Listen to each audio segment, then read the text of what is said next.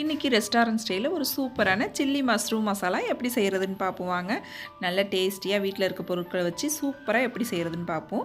அதுக்கு ஃபஸ்ட்டு ஒரு கடாயை எடுத்துக்கங்க. அதில் 2 டேபிள் ஸ்பூன் அளவுக்கு எண்ணெய் ஊற்றிக்குங்க. எண்ணெய் நல்லா காய்ச்சதுக்கப்புறம் 10 பூண்டு பல் நல்லா பொடுசாக நறுக்கிட்டு சேர்த்துக்குங்க. இது கூடவே 1 டீஸ்பூன் இஞ்சி பூண்டு பேஸ்ட்டு சேர்த்து வதக்கி விட்டுக்குங்க. நல்லா வதங்கினதுக்கப்புறம் ஒரு பெரிய வெங்காயத்தை பெருசு பெருசாக வெட்டிக்குங்க. குடமிளகா ஒன்றும் அதே போல் வெட்டிக்குங்க. தேவையான அளவு காளான் 3த்தையும் சேர்த்து நல்லா ஃப்ரை பண்ணிக்குவோம். வதங்கினதுக்கப்புறம் இதில் கெச்சப் 1 டீஸ்பூன், சோயா சாஸ், அப்புறம் சில்லி சாஸ் எல்லாம் சேர்த்துக்குங்க.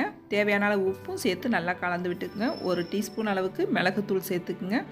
1/2 டீஸ்பூன் தனி மிளகாத்தூள் சேர்த்துட்டு நல்லா எல்லாத்தையும் கலந்து விட்டதுக்கப்புறம் 1 டீஸ்பூன் சோள மாவு எடுத்து நல்லா கரைச்சி விட்டு நல்லா ஒரு 2 நிமிஷத்துக்கு கொதிக்க விடுங்க. கடைசியாக 1 டீஸ்பூன் வினிகர் சேர்த்து மேலாப்பில் கொஞ்சம் கொத்தமல்லி தழை தூவி இறக்கணும்னா நம்மளோட சில்லி மஷ்ரூம் ஃப்ரை ரொம்ப சூப்பராக ரெடி ஆகிடும். ரொட்டி, நான், ஃபுல்கா எல்லாத்துக்கூடையும் சாப்பிட அருமையாக இருக்கும்.